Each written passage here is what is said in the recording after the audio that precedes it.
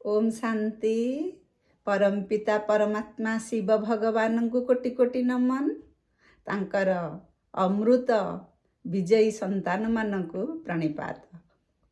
स्वयं परम पिता परमात्मा 30/5/2025 मसीहा उपलक्षे कौन महावाक्य शुणेइछन्ति। आसन्तु आमे समस्ते निरवतार सहित निश्चय बुद्धि रे शुणिबा। बाबा होछन्ति निरहंकारी ज्ञानर सागर, सबुठारु उच्च श्रेष्ठतम सर्वश्रेष्ठ सर्वोत्कृष्ट सर्वमान्य सबुठारु उच्चतम धामरे भी रुहन्ति। तेणु सबु दिगरु से उच्च, किंतु इते उच्च होइके भी से होछन्ति निरहंकारी शांतिर सागर, सबु आत्मांकर पिता, बाप से बेटा ज्यादा। एई क्रम रे से सबु पिला माननकु निज ठारु भी आहुर उच्चतम स्थान को नेबा पाई ए शिक्षा देउछन्ते। निज ठारु बड़ हेबा पाई बा बाबांक ठारु पिला माने आहुरी आगकु जानतु, सेथि पाई तो से देव दुनिया तैयारी करी निजे गुप्त भाबरे परम धाम को जाइकी रुहन्ते। पढ़ेइबा रीति पुणी तांकर सबुठु नियारा। ए मनुष्यकृत शास्त्र पुराण वेद उपनिषेद केउथिरे भी तांकर महावाक्य नाही। तांकर रीति नीति विधि विधान सब नियारा। आज बाबा गोटे ईश्वरीय धामर कथा कहिले। आमे तो जानिचे आम पिता घर, आमर घर होची शांति धाम। जो माने देवात्मा हेबे से माने सुख धाम को आसीबे, सुख शांति आनंद प्रेम रे रहिबे। वर्तमान कली जुग दुख धाम, किंतु जो माने ए संगम जुगरे स्वयं परम पिता परमात्मा शिव भगवान भारत भूखंड रे धरावतरण करिछन्ति, समस्तंको पतितरु पावन करिबा पाई आसीछन्ति। तांको परिचय से स्वयं देउछन्ति। आत्मा कौन बुझौछन्ति, सबु ज्ञान आधार रे आम मनरे थिबा जेते प्रश्न सबु समाधान करुछन्ति। सेई परम पिता परमात्मा वर्तमान तांकरी सत्संगरे रही पुरुष होइथिले बा देव मनुष्य तो नुहे, वर्तमान मानव नुहे दानवरु वर्तमान देवता करुछन्ति। परम पुरुष परमात्मा आमको भी पुरुषोत्तम करुछन्ति। से वर्तमान कहउछन्ति जे तुमे माने मो ठारु उच्च केमिति मु तुमको बुझेई दउची। से तो एते मधुर जे समस्त को मिठा बच्चा कहिकी तांकर महावाक्य आरंभ करन्ति। से जानिछन्ति वर्तमानर पिला माने पतित होई जाइछन्ति, रावणर अधीन रे रहिछन्ति, माया तांको आकर्षण करी रखिछि। तेणु सहजे सेठारु से माने मुकुली पारिबेनी। सबु बेले मिठा मधुर कथा कही निज प्रति आकर्षण करुछन्ति। बाबा कहउछन्ति तुमे केमिति मोठारु उच्चा जान बुझ। तुमे वर्तमान एई समय रे एई संगम जुग रे पुरुषोत्तम होई देवात्मा होई शांति धाम को जाई सेठारु सुख धाम को जीव, सुख शांति आनंद रे रहिब, विश्वर मालिक हेब। किंतु तुमे विश्वर मालिक हेब, तुमको पालन दायित्व दे मु जाई परम धाम रे रहिबी। माने स्वयं परम पिता परमात्मा आउ विश्व बा सत्य जुग को आसी सुख शांति आनंद रे रहिबेनी। तांकर से तो निराकार, तांकर शरीर नाही, से तो जन्म मृत्यु रहित। तेणु सी तो आसीबेनी, सी परम धाम रे रहिबे, विश्वर मालिक पिलांको करिबे। पुणी कहउछन्ति ब्रह्मांडर मालिक। आमे समस्ते जानिथिले जे सृष्टि रचयिता स्वयं परम पिता परमात्मा निजको शिव नाम रे अभिहित करछन्ति। शिव होउछन्ति कल्याणकारी मंगलकारी। जुगे जुगे से समस्तंकर कल्याण ही करन्ति। तेणु शिव परम पिता परमात्मा ब्रह्मांडर मालिक बोली आमे बुझिथिले, किंतु से कहउछन्ति ब्रह्मांडर मालिक तुमे मध्य विश्व मालिक ब्रह्मांड मालिक। शिव बाबा हेले ब्रह्मांड मालिक, आमको पुणी कहउछन्ति तुमे ब्रह्मांड मालिक विश्व मालिक। तेणु निश्चित भाव में तुमे मो ठारु बड़। माने केड़े निरहंकारी କେମିତି ଭାବରେ ସୃଷ୍ଟିକୁ ସେ ଚଳଉଛନ୍ତି। ଆମେ ସାଧାରଣ ଗୋଟିଏ ପରିବାରରେ 2-4 ଜଣ ରହୁଛେ, ମତାନ୍ତର ମନାନ୍ତର ହୋଇ ସମସ୍ତେ ସମସ୍ତଙ୍କର ମନକୁ ସାବ୍ୟସ୍ତ କରିବାକୁ ଚାହୁଁଛେ, ସମସ୍ତଙ୍କ ଉପରେ ସମସ୍ତେ ଜୋର ଲଦୁଛେ, କିନ୍ତୁ ଭଗବାନ ସ୍ୱୟଂ ସୃଷ୍ଟିର ମାଲିକ, ସେ କେମିତି ନିଜକୁ ନିରହଙ୍କାରୀ, ନିର୍ବିକାରୀ, ନିରାକାରୀ ରୂପରେ ଆସି ଆମକୁ ଏତେ ବଡ଼ ଶିକ୍ଷା ଦେଉଛନ୍ତି, ସବୁଠୁ ଆମକୁ ଉଚ୍ଚ ସ୍ଥାନରେ ରଖୁଛନ୍ତି। ସେଥିପାଇଁ ମୁସଲମାନ ଭାଇମାନେ କୁହନ୍ତି ମାଲେକମ୍ ସଲାମ, ସାଲାମ ମାଲେକମ୍।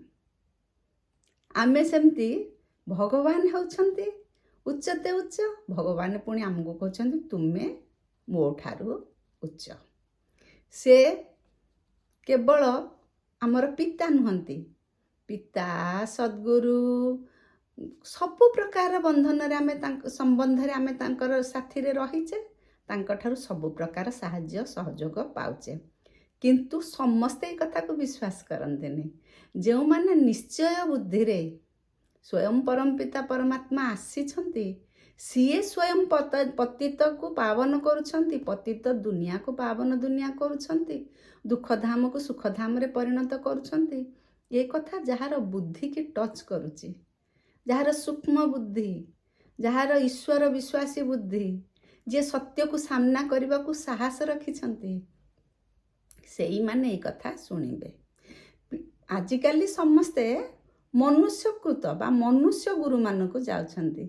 ଯେତେ ସାଧୁ ସନ୍ଥ ଯାହାକୁ ଆମେ ଯାଉଛେ, ଯାହା ପାଖକୁ ଲୋକମାନେ ଯାଉଛନ୍ତି ବାଣୀ ଶୁଣିବା ପାଇଁ, ନୀତିବାକ୍ୟ ଶୁଣିବା ପାଇଁ, ସେ ତ ନୀତିବାକ୍ୟ ହେଇପାରେ କିନ୍ତୁ ମହାବାକ୍ୟ ନୁହେଁ। ତଥାପି ଯାହା ପାଖକୁ ଯାଉଛନ୍ତି ସମସ୍ତେ ଏଇ ମଣିଷ କେବେ କାହାକୁ କିଛି ଦେଇପାରନ୍ତି ନାହିଁ। ଦାତା ହେଉଛନ୍ତି ସ୍ୱୟଂ ପରମପିତା ପରମାତ୍ମା ଶିବ ଭଗବାନ। ସେ ସବୁ ଆତ୍ମାଙ୍କର ପିତା। ଯିଏ ମହାବାକ୍ୟ ଶୁଣାଉଛନ୍ତି ତାଙ୍କର ବି ସିଏ ପିତା, ଯିଏ ଶୁଣୁଛନ୍ତି ତାଙ୍କର ବି ସେ ପିତା।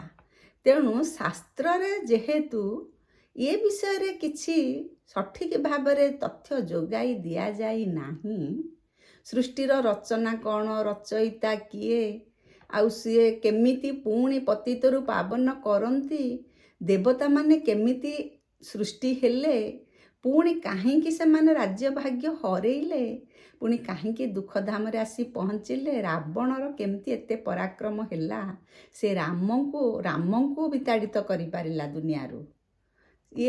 ରାମ ମାନେ ରାମଙ୍କ ଶାସନ, ସତ୍ୟର ଶାସନକୁ ବିତାଡ଼ିତ କରି ମିଥ୍ୟାର ଶାସନ ଚଲେଇଲା, ମାୟା କେମିତି ସମସ୍ତଙ୍କୁ ଆକର୍ଷଣ କରି ରଖିଲା। ଏ ଜ୍ଞାନ କୌଣସି ଶାସ୍ତ୍ର ପୁରାଣରେ ଯେହେତୁ ନାହିଁ, ତେଣୁ ଲୋକମାନେ ଏ ନୂଆ ଜ୍ଞାନ ଶୁଣିଲେ ବିଶ୍ୱାସ କରିପାରୁନାହାନ୍ତି। ବାବା ସେଥିପାଇଁ କହିଲେ ସର୍ବଶାସ୍ତ୍ର ଶିରୋମଣି ଗୀତା ମା ବି କୁହାଯାଏ। ସେ ଗୀତାରେ ଲେଖାଯାଇଛି ଶ୍ରୀକୃଷ୍ଣ ଉବାଚ। ସେଇ ଗୋଟିକ ଯେହେତୁ ଶ୍ରୀକୃଷ୍ଣଙ୍କୁ ନାମବାଲା କରିଦେଲେ, ସେଠି ଜଣେ ଦେହଧାରୀକୁ ଗୀତା ଜ୍ଞାନ ଦେଇଛନ୍ତି ବୋଲି କହିଦେଲେ, ଶ୍ରୀକୃଷ୍ଣ ହେଲେ ଦେହଧାରୀ, ଅର୍ଜୁନ ବି ହେଲେ ଦେହଧାରୀ।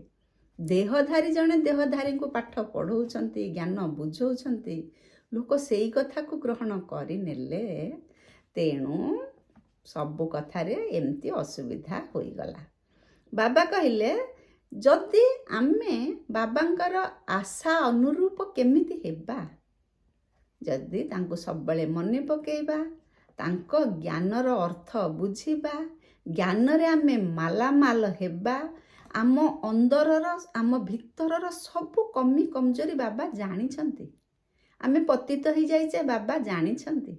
ତଥାପି ଏ ପତିତ ଦୁନିଆକୁ ଆସି ଆମ ପରି ପତିତ ଲୋକମାନଙ୍କୁ ପାଠ ପଢ଼େଇ ସେ ପାବନ କରଉଛନ୍ତି। ତାଙ୍କ ମନରେ ଘୃଣା ନାହିଁ, କି ତାଙ୍କ ମନରେ କାହା ପ୍ରତି ଅସୂୟା ଭାବ ନାହିଁ, କି ବିରକ୍ତ ଭାବ ନାହିଁ। ସେ ସମସ୍ତଙ୍କୁ ପୁତ୍ର ସନ୍ତାନ ଭାବେ ଗ୍ରହଣ କରିଛନ୍ତି। ଆମେ ସମସ୍ତେ ତାଙ୍କର ପୁତ୍ର। ତେଣୁ ବାବା ଯେତେବେଳେ ଆସିଛନ୍ତି, ଏତେ ବଡ଼ ଦୁନିଆ ଆମକୁ ଦେଇକି ଯିବେ ବୋଲି ଆସିଛନ୍ତି, ଇଏ ସବୁ ଆମ ଭାଗ୍ୟର କଥା। ଆମେ ତାଙ୍କ ପାଖରେ ନିଶ୍ଚିତ ଭାବରେ ବିଦ୍ୟାର୍ଥୀ ହେବା ବା ତାଙ୍କ ପାଖରୁ ପାଠ ପଢ଼ିବା। ସେ ପାଠରେ ଆଗେଇ ଆମେ ସତ୍ୟ ଯୁଗର ରାଜାରାଣୀ ହେବା। ବାବା କହିଲେ ଯେ ଏଇ ପାଠକୁ ଖାଲି ଶୁଣିଦେଲେ ହବନି, ସବୁବେଳେ ଚିନ୍ତନ ମନ୍ଥନ ମନନ କରିବାକୁ ପଡ଼ିବ। ଅହରହ ଏଇ ପାଠ ମୁଣ୍ଡରେ ଚାଲିଲେ ବାବାଙ୍କ ଠାରୁ ଆମେ କ'ଣ ପ୍ରାପ୍ୟ କରୁଛେ, ସବୁ କଥା ଯାହା ଈଶ୍ୱରୀୟ ଜ୍ଞାନ ଭିତରେ ଯଦି ଆମେ ସବୁବେଳେ ରହିବା, ତାହେଲେ ଦୁଃଖ ଦୁନିଆ ଜଞ୍ଜାଳ ଆମକୁ ଆଉ ବ୍ୟତିବ୍ୟସ୍ତ କରିବ ନାହିଁ। ବାବା ସବୁଦିନ ମିଠେ ବଚେ କହି ମହାବାକ୍ୟ ଆରମ୍ଭ କରନ୍ତି, ନମସ୍ତେ କହି ମହାବାକ୍ୟ ଶେଷ କରନ୍ତି। ପିଲାମାନେ ବି ବାବାଙ୍କୁ ନମସ୍ତେ କହନ୍ତି। ବାବା ତ ନମସ୍ତେ କହିବାର କାରଣ ହେଲା ପିଲାମାନଙ୍କୁ ସେ ତାଙ୍କଠାରୁ ଉଚ୍ଚ କରୁଛନ୍ତି ବା ସେ ଉଚ୍ଚ ବନଉଛନ୍ତି। କିନ୍ତୁ ପିଲାମାନେ କାହିଁକି ନମସ୍ତେ କରୁଛନ୍ତି? ଯେହେତୁ ପିଲାମାନଙ୍କୁ ଏସବୁ ମହାଶିକ୍ଷା ଦେଇ ପତିତରୁ ପାବନ କରୁଛନ୍ତି, ମନୁଷ୍ୟରୁ ଦେବତା କରୁଛନ୍ତି, ଯାହାକି କାହା ଅଧୀନରେ ନାହିଁ, କେହି କରିପାରିବେନି। ଏଇ ଶିକ୍ଷା ମାଧ୍ୟମରେ ସେ ସମସ୍ତଙ୍କୁ ଏଇ କଥା ବୁଝେଇ ଦେଇଛନ୍ତି। ତେଣୁ ପିଲାମାନେ ବାବାଙ୍କୁ ନମସ୍ତେ କରୁଛନ୍ତି। ବାବା କହିଲେ ତୁମେ ଯେତେ ଯାହା କର, ବର୍ଷା କେବଳ ବା ବେହଦ ସମ୍ପତ୍ତିର ମାଲିକ ହେଉଛନ୍ତି ସ୍ୱୟଂ ପରମପିତା ପରମାତ୍ମା ଶିବ ଭଗବାନ। ସେ ହିଁ ଦେଇପାରିବେ। ଅନ୍ୟ କୌଣସି ଦେବୀ ଦେବତା ସାଧୁ ସନ୍ଥ କେହି କିଛି ଦେଇପାରିବେନି। କିନ୍ତୁ ସାଧାରଣତଃ ଭକ୍ତ ଆତ୍ମା ମାନେ କ'ଣ ମାଗୁଣି କରନ୍ତି? ଯାଇ ଦେବୀ ମନ୍ଦିରକୁ ଦେବତା ଠାକୁର ଠାକୁରାଣୀ ନାନାଦି ପୂଜା, ପଥର ପାଣି ଗଛ ପତ୍ର ସବୁଆଡ଼େ ପୂଜା ପାଠ କରି ସାଧୁ ସନ୍ନ୍ୟାସୀ ସମସ୍ତଙ୍କ ପାଖକୁ ଯାଇ କେବଳ ମାଗୁଣି କେମିତି ଆମେ ଏ ଦୁନିଆରେ ଦୁଃଖ ଦୁନିଆରେ ରହି ଖୁସିରେ ରହିବୁ, ମୋର ଅମକ ଅସୁବିଧା ସମକ ଅସୁବିଧା ଜଣେଇକି ଭାବୁଛନ୍ତି ତାଙ୍କଠାରୁ ତାଙ୍କର ପ୍ରାପ୍ୟ ମାନେ କିଛି ମିଳୁଛି, ପ୍ରାପ୍ତି ହେଉଛି। କିନ୍ତୁ ବାବା ସ୍ପଷ୍ଟ ଭାବରେ ମନା କରିଦେଲେ, କହିଲେ ଠିକ୍ ଅଛି, ଇଏ ଯଦି ବି କିଛି ମିଳୁଛି ଇଏ ଗୋଟିଏ ଜନ୍ମ ପାଇଁ। କିନ୍ତୁ ସ୍ୱୟଂ ପରମପିତା ପରମାତ୍ମା ଯେଉଁ ପାଠ ପଢ଼ଉଛନ୍ତି ସେଇ ଜ୍ଞାନ ବଳରେ ଆମେ 21 ଜନ୍ମ ପାଇଁ ପ୍ରାପ୍ତି କରିପାରିବା।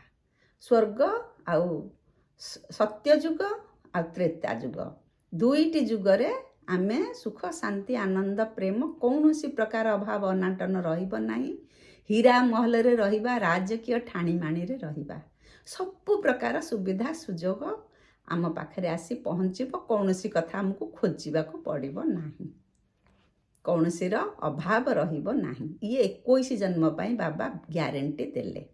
ବାବା କହୁଛନ୍ତି ଯିଏ ବାବାଙ୍କୁ ଚିହ୍ନି ନାହାନ୍ତି ସେମାନେ ଅନାଥ। ଯିଏ ଭଗବାନଙ୍କୁ ନ ଚିହ୍ନିଲେ, ଯିଏ ପିତାଙ୍କୁ ଚିହ୍ନିଲେନି ସେ ଅନାଥ ନୁହେଁ ତ ଆଉ କ'ଣ?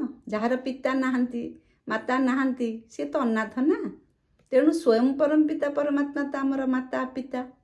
ଆମେ ଯଦି ତାଙ୍କୁ ନ ଜାଣିବା ତାହେଲେ ଆମେ ଅନାଥରେ ଗଲେ। ଆମକୁ ମନୁଷ୍ୟ ଯେତେ ପାଠ ଆମେ ପଢ଼ୁଛେ ସବୁ ମନୁଷ୍ୟ ଲେଖିଛନ୍ତି, ମନୁଷ୍ୟ ପଢ଼ଉଛନ୍ତି। ଧର ଜଣେ ଡାକ୍ତରୀ ପଢ଼ିଲା, ଜଣେ ଇଞ୍ଜିନିୟରିଂ ପଢ଼ିଲା, ଯିଏ ଯେଉଁ ପାଠ ପଢ଼ୁଛି ପଢ଼ୁ, ସବୁ ହେଉଛି ମନୁଷ୍ୟମାନଙ୍କ ଦ୍ୱାରା ଲିଖିତ ହୋଇଛି, ମନୁଷ୍ୟମାନେ ହିଁ ପଢ଼ଉଛନ୍ତି। ଯେତେ ପାଠ ପଢ଼ିଲେ ବି ଏ ଗୋଟିଏ ଜନ୍ମ ପାଇଁ, ଇଏ ଗୋଟିଏ ଜନ୍ମ ପରେ ପୁଣି ପରଜନ୍ମରେ ଆଉ ଥରେ ସେଇ ପାଠ ପଢ଼ିବାକୁ ପଡ଼ିବ। କିନ୍ତୁ ଆମକୁ ସ୍ୱୟଂ ଭଗବାନ ପଢ଼ଉଛନ୍ତି। ସେ ପାଠ ବହୁତ ମୂଲ୍ୟବାନ।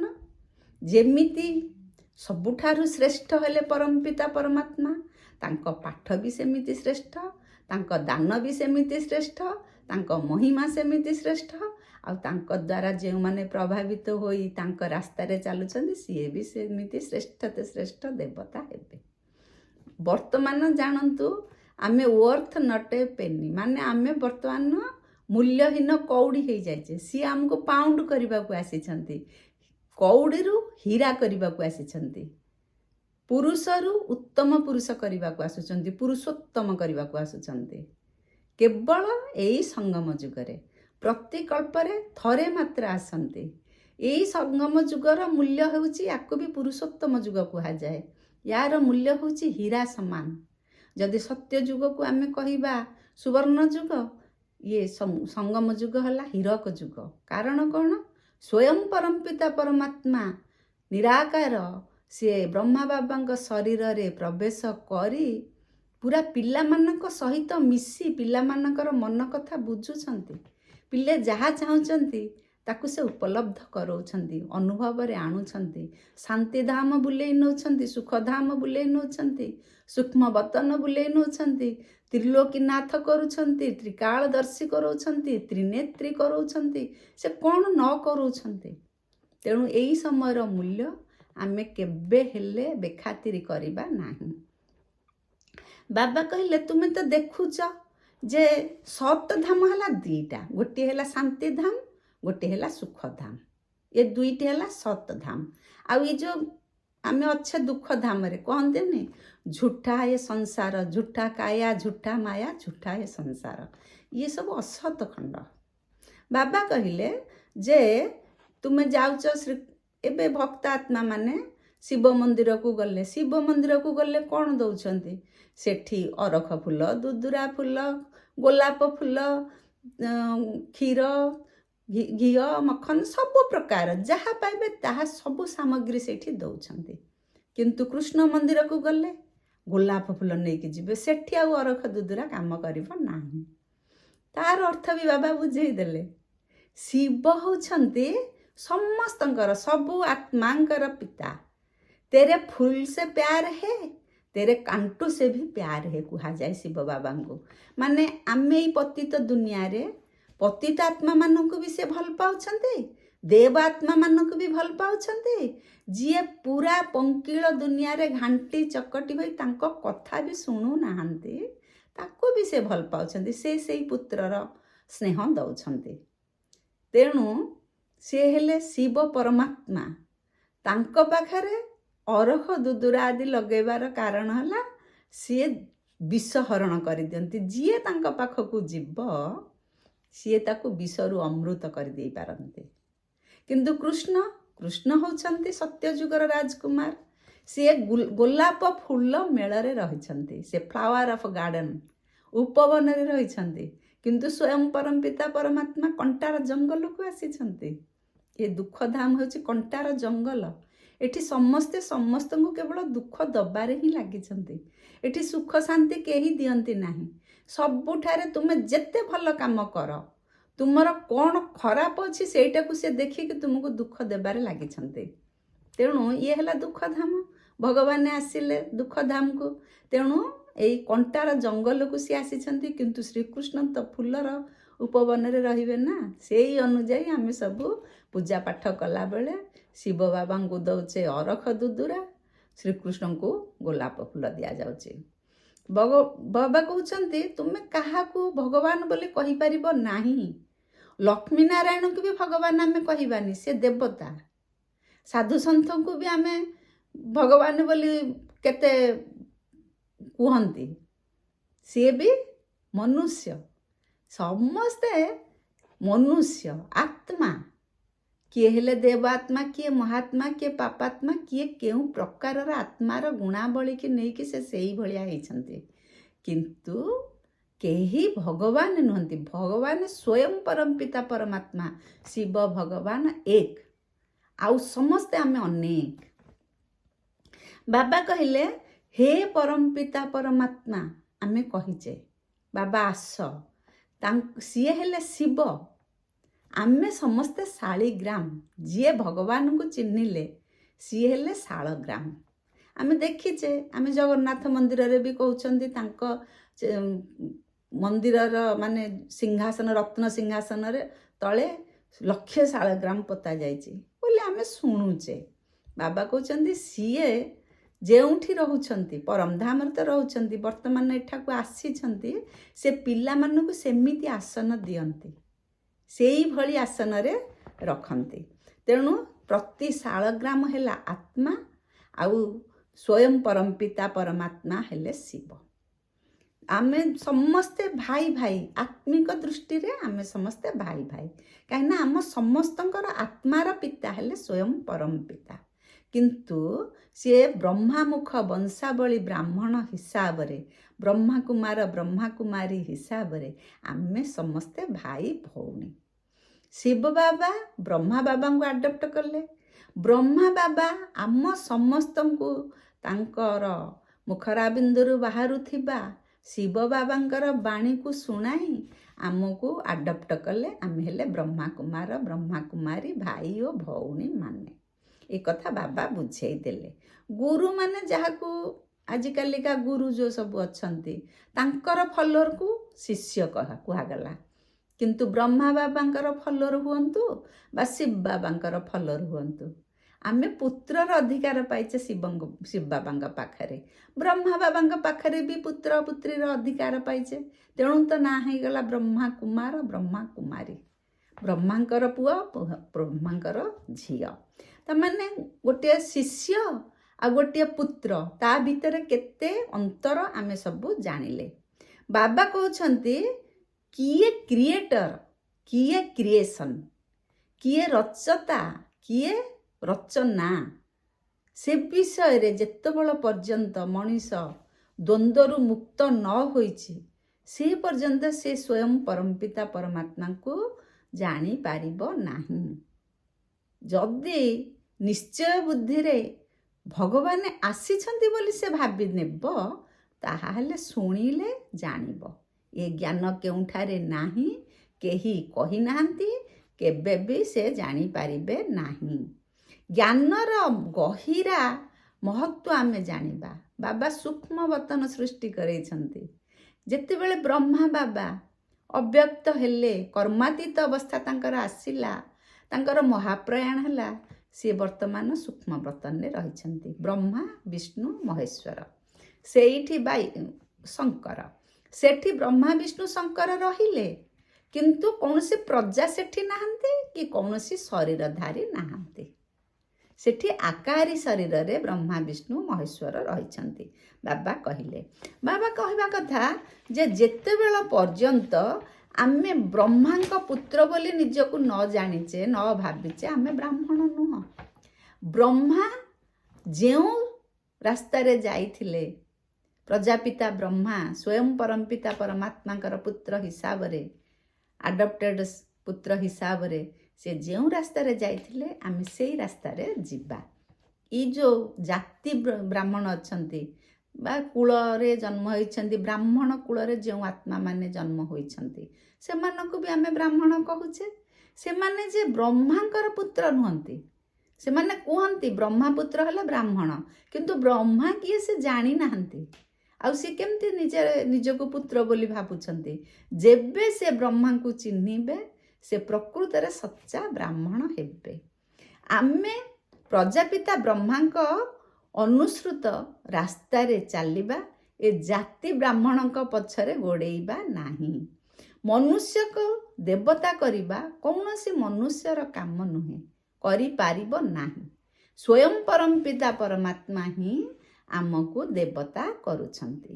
ଆତ୍ମା ପ୍ରକୃତରେ ତାର ସ୍ୱଧର୍ମ ହେଲା ସୁଖ, ଶାନ୍ତି, ଆନନ୍ଦ, ପ୍ରେମ, ପବିତ୍ରତା, ଜ୍ଞାନ, ଗୁଣ। ପ୍ରକୃତରେ ଆତ୍ମା ହେଉଛି ସତ୍ୱପ୍ରଧାନ। ସେହି ଆତ୍ମା ସତ୍ୟ ଯୁଗରେ ସତ୍ୱପ୍ରଧାନ, ତ୍ରେତା ଯୁଗରେ ସତ୍ୱଗୁଣୀ, ପୁଣି ଦ୍ୱାପର ଯୁଗକୁ ରଜଗୁଣୀ, ପୁଣି କଳି ଯୁଗକୁ ହେଇଗଲା ତମ ପ୍ରଧାନ, ତମରୁ ତମ ପ୍ରଧାନ। ମାନେ ଗୋଟିଏ ଆତ୍ମା ଏଇ 5000 ବର୍ଷରେ ଯେଉଁ ଗୋଟିଏ କଳ୍ପ ହେଉଛି, ଆତ୍ମା 84 ଜନ୍ମ ଅତି ବେଶୀରେ ନେଉଛି, ନହେଲେ ଦରକାର ପଡ଼ିଲେ କେତେକ ଆତ୍ମା ବି ଗୋଟିଏ ଜନ୍ମ ନିଅନ୍ତି। ଏବେ ଯେମିତି ଶେଷ ସମୟରେ କାହିଁକି ଏତେ ଜନସଂଖ୍ୟା ବୃଦ୍ଧି ହେଉଛି? ଯେମିତି ନାଟକ ଚାଲିଲେ ଶେଷରେ ଶେଷ ସିନ୍ରେ କ'ଣ ହୁଏ? ଯେତେ କଳାକାର ଥାଆନ୍ତି ସମସ୍ତେ ଆସିକି ଶେଷ ସିନ୍ରେ ଦେଖା ଦିଅନ୍ତି। ସେହିପରି ଯେତେ ଆତ୍ମା ଶାନ୍ତି ଧାମରେ ଅଛନ୍ତି ସବୁ ତ ନିଶ୍ଚିତ ଭାବରେ ଏଇ ସୃଷ୍ଟି ରଙ୍ଗମଞ୍ଚକୁ ଆସିବେ ନା ପାର୍ଟଧାରୀ ହିସାବରେ। ତେଣୁ ଏବେ ବହୁତ ଜନସଂଖ୍ୟା ବଢ଼ିଯାଉଛି। ଏଇ ଜନସଂଖ୍ୟା ତ ବଢ଼ୁଛି, ଯେମିତି ଜନସଂଖ୍ୟା ବଢ଼ୁଛି ସେମିତି ପାପାଚାର, ଦୁରାଚାର, ଭ୍ରଷ୍ଟାଚାର ସବୁ ବଢ଼ି ଚାଲୁଛି। ଏ କଳିର ବିନାଶ ହେବ କେମିତି? ଅତିରୁ ଇତି। ବର୍ତ୍ତମାନ ଅତି ଅବସ୍ଥାରେ ରହିଲାଣି, କିନ୍ତୁ ଲୋକମାନେ ଭାବି ପାରୁନାହାନ୍ତି ଯେ ତାଙ୍କର ବର୍ତ୍ତମାନ ବାନପ୍ରସ୍ଥ ଅବସ୍ଥା, ଆତ୍ମାର ବାନପ୍ରସ୍ଥ ଅବସ୍ଥା, ସୃଷ୍ଟିର ବାନପ୍ରସ୍ଥ ଅବସ୍ଥା। ନିଜକୁ ବାନପ୍ରସ୍ଥ ବୋଲି ଭାବିଲେ ସିନା ସବୁବେଳେ ଆମକୁ ଧର୍ମ ପ୍ରତି, ଧର୍ମ ବା ନିଜକୁ ଧାର୍ମିକ ବା ଭଲ ଗୁଣରେ ସଜେଇବା ପାଇଁ, ଶୃଙ୍ଗାର ହେବା ପାଇଁ ଇଚ୍ଛା ହେବ। ଯଦି ଆମେ ଭାବିବା ଯେ ହଁ କଳିଯୁଗ ଆହୁରି 40 ବର୍ଷ ଅଛି, ହଁ ଅଛି ତ, ତାମାନେ କୁମ୍ଭକର୍ଣ୍ଣ ନିଦ୍ରା ଆସିବ। ସେଇ କଥା ବାବା ବୁଝେଇ ଦେଲେ। ଲକ୍ଷ୍ମୀନାରାୟଣଙ୍କର ଡିନାଇଷ୍ଟି ଚାଲିବ। ଲକ୍ଷ୍ମୀନାରାୟଣ କିଏ ତ ସାଧାରଣ ଦୁନିଆ ଲୋକ ଜାଣିନାହାନ୍ତି। ଲକ୍ଷ୍ମୀନାରାୟଣ ହେଲେ ବିଶ୍ୱର ମାଲିକ। ସିଏ ହେଉଛନ୍ତି ମହାରାଜା ମହାରାଣୀ ସତ୍ୟ ଯୁଗରେ। ତାଙ୍କର ଡିନାଇଷ୍ଟି ଆସିବ, ତାଙ୍କର ପରମ୍ପରା ଚାଲିବ ସତ୍ୟ ଯୁଗରୁ। ତେଣୁ ସେଇ ଲକ୍ଷ୍ମୀନାରାୟଣ ହେବା ପାଇଁ ତ ଏତେ ପାଠ ପଢ଼ା ଯାଉଛି। ଯେ ଯେତେ ପୁରୁଷାର୍ଥ କରିବ ସିଏ ସେତେ ଆଗକୁ ଯିବ, ସେଇଭଳି ପଦପଦବୀ ପାଇବ। ଏବେ ତ ସାରା ଦୁନିଆ ନର୍କ ହେଇଯାଇଛି, ପତିତ ହୋଇଯାଇଛି। ତେଣୁ ୟାକୁ କଳିଯୁଗ କହୁଛନ୍ତି। ପତିତ କେମିତି ହେଲେ କିନ୍ତୁ କେହି ଜାଣିନାହାନ୍ତି। ଆମେ ପତିତ ହେଇଯାଇଛେ, ଦୁଃଖ ଦୁନିଆରେ ରହିଛେ, ଦୁଃଖ ଅଶାନ୍ତି ଭୋଗୁଛେ, କିନ୍ତୁ କାହିଁକି ପତିତ ହେଲେ ତାର ଅର୍ଥ କିଏ ବୁଝି ନାହାନ୍ତି।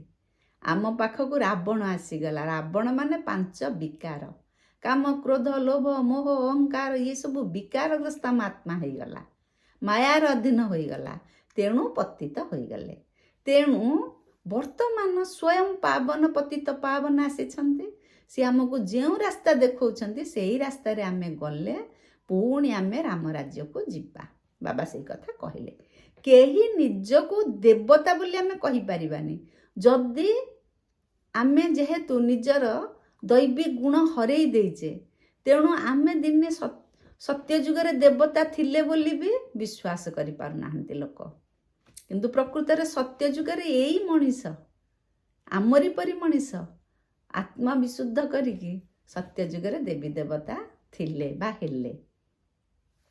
ଏଇ କଥାଟାକୁ ଆମେ ଯଦି ଅନ୍ତର ସହିତ ଗ୍ରହଣ କରିବା, ଦେବୀ ଦେବତା ହେବାକୁ କାହାର ଇଚ୍ଛା ନାହିଁ। ଖାଲି ଇଚ୍ଛା କଲେ ତ ହେବନି, ସେଇ ଅନୁଯାୟୀ କାମ କରିବାକୁ ପଡ଼ିବ। ସେମାନେ ସତ୍ତ୍ୱ ପ୍ରଧାନ ଥିଲେ, କିନ୍ତୁ ସେଇମାନେ ହିଁ ବର୍ତ୍ତମାନ ପୂଜ୍ୟ ଥିଲେ, ପୂଜାରୀ ହେଇଯାଇଛନ୍ତି।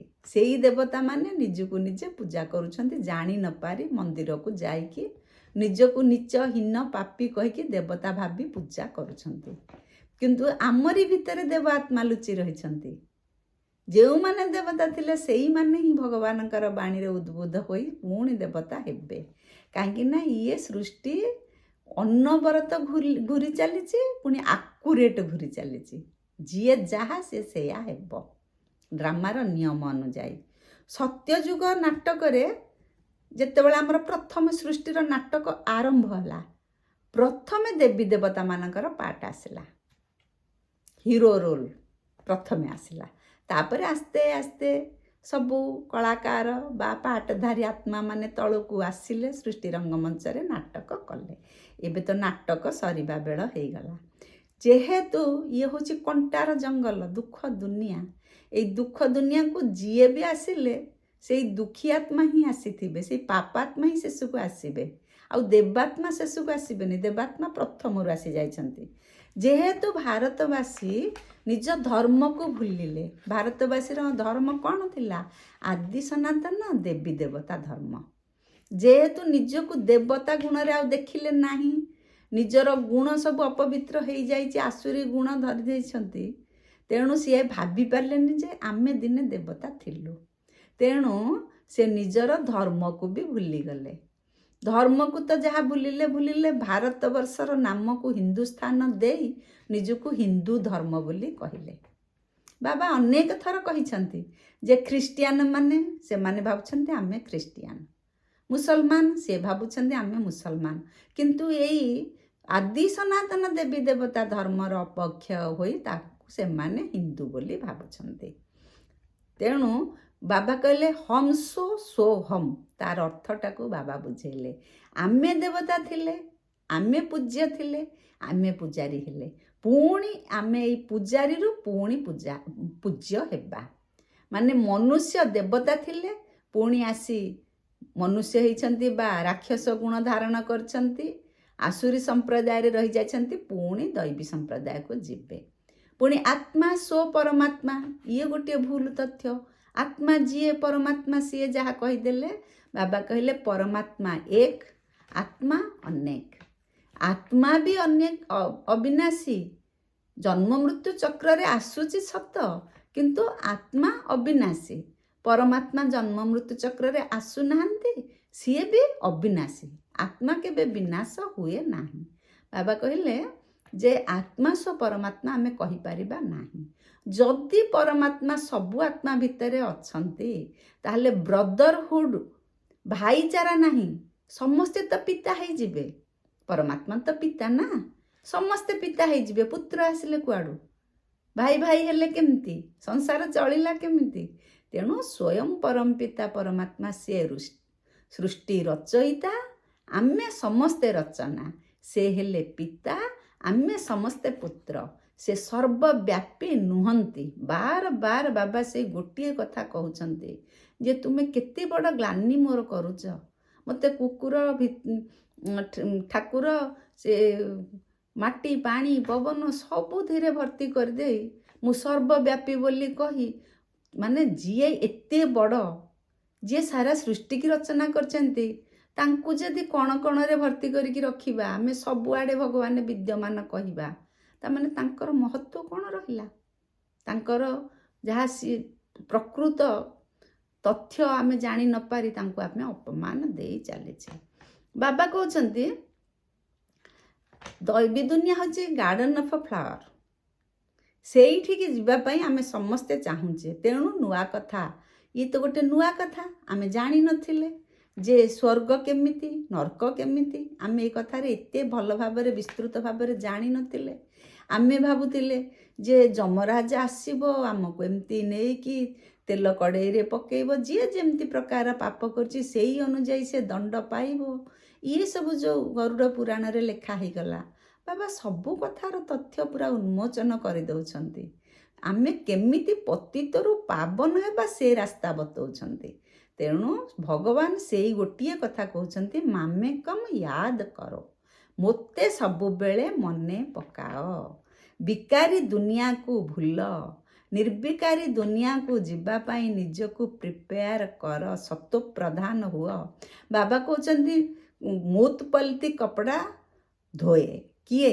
ଭଗବାନ ଆମର ଆତ୍ମାକୁ ଧୋଉଛନ୍ତି। ଇଏ ପୁରା ମୁତପଲତି କପଡ଼ା ହେଇଯାଇଛି। ମାନେ କେତେବେଳେ ବାବା ନିଜକୁ ଧୋବା କହିଲେଣି, କେତେବେଳେ ନାଉରିଆ କହିଲେଣି, କେତେବେଳେ ମାଳି କହିଲେଣି। କେତେ ପ୍ରକାରର ସେ ସେବା ଆମକୁ ଦେଉଛନ୍ତି। ତେଣୁ ଭଗବାନ ସ୍ୱୟଂ ଆସିଛନ୍ତି ନିର୍ବିକାରୀ ଦୁନିଆ ପ୍ରତିଷ୍ଠା କରିବା ପାଇଁ। ଏ ବିକାର ଦୁନିଆ ନିଶ୍ଚିତ ଭାବରେ ବିନାଶ ହେବ। ଆମର ଘର ଯିବା ବେଳ ହେଇଗଲାଣି, ୱାପସ ଫେରିବା ନିଶ୍ଚିତ। ତେଣୁ ବର୍ତ୍ତମାନ ଆଉ କିଛି ଚିନ୍ତା ନାହିଁ, ଆମେ ତ ଘରକୁ ଯିବା। ଯାହାର ଗୋଟିଏ ନୂଆ ଘର ତିଆରି ହେଇଯାଇଛି, ପୁରୁଣା ଘରରୁ ତ ଆପେ ଆପେ ମନ ଛାଡ଼ିଯିବା କଥା। ସେଇ ଘରକୁ ଦେଖିଲେ ସବୁବେଳେ ସେଇ ନୂଆ ଦୁନିଆ କଥା ବା ନୂଆ ସଂସାର, ହୀରା ମହଲ ଆମେ ସବୁ ସ୍ୱପ୍ନରେ ଦେଖିବା କଥା। ଆମେ ସବୁ ସ୍ୱପ୍ନରେ ଦେଖିବା, ବାବାଙ୍କର ବାଣୀରେ ଉଦ୍ବୁଦ୍ଧ ହୋଇ ଚାଲିବା। ତେଣୁ ବାବା କହୁଛନ୍ତି, ସ୍ୱୟଂ ଭଗବାନ ପଢ଼ଉଛନ୍ତି, ଏଇ କଥା ଭାବିଲେ ତୁମର ନଶା ଆସିବ, ଖୁସି ଆସିବ। ସେଇ ଖୁସି ବଳରେ ତୁମେ ଆଗକୁ ଚାଲିବ। ଆଉ ସବୁବେଳେ ଭାବିବା ମୃତ୍ୟୁ ମୋ ସାମ୍ନାରେ ଖଡ଼ା ହେଇଛି, ଠିଆ ହେଇଛି। ବର୍ତ୍ତମାନ ବାନପ୍ରସ୍ଥ ଅବସ୍ଥା, କେତେବେଳେ ଅଚାନକ ମୃତ୍ୟୁ ଆସିବ ଠିକଣା ନାହିଁ। ତେଣୁ ବାବାଙ୍କ କଥା ହିଁ ମୋତେ ସବୁବେଳେ ଭଲ ଲାଗିବ। ବାବା କହିଲେ ନଲେଜ ହେଉଛି ଗୋଟିଏ ଚାବି ସଦୃଶ। ସେଇ ଚାବି ଦ୍ୱାରା ତୁମେ ଖୁସିରେ ରହିପାରିବ, ମାଲାମାଲ ହୋଇପାରିବ। ସେଇ ଚାବି ଦ୍ୱାରା ତୁମେ ବାବାଙ୍କ ଠାରୁ ଅଖୁଟ ଖଜାନା ବା ସମ୍ପତ୍ତି ଆଣିପାରିବ। ସେଇ ଯେଉଁ ସଙ୍ଗମ ଯୁଗରେ ଆମକୁ ଏଇ ଚାବି ମିଳିଲା। ଯେତେ ମାଲାମାଲ ହେବା ସେତେ ଖୁସି ହେବ, ସ୍ୱତଃ ସେତେ ଖୁସି ମନ ରହିବ, ଖୁସିର ଝରଣା ମନରେ ବହିବ। ତେଣୁ ଆମକୁ ଆଉ କିଛି ଅପ୍ରାପ୍ତି ଲାଗିବନି, ମନ ଦୁଃଖ ଲାଗିବନି। ସବୁବେଳେ ଜ୍ଞାନ ଧନ ହିଁ ଆମର ଅସଲ ଧନ। ସେଥିପାଇଁ ବାବା କହିଲେ, ବାବାଙ୍କ ସାଙ୍ଗରେ ଯେତେ କନେକ୍ସନରେ ଆମେ ରହିବା, ସେତେ କରେଣ୍ଟ ଆମେ ପାଇବା। କରେଣ୍ଟ କ'ଣ? ଖୁସି, ଶାନ୍ତି, ଆନନ୍ଦ, ସୁଖ, ପ୍ରେମ, ଜ୍ଞାନ, ଗୁଣ, ପବିତ୍ରତା, ଇଏ ସବୁ କରେଣ୍ଟ ଆମ ପାଖକୁ ଅବିଶ୍ରାନ୍ତ ଆସିବ। ଆମେ ସେଥିରେ ମାଲାମାଲ ହେବା। ଓମ୍ ଶାନ୍ତି।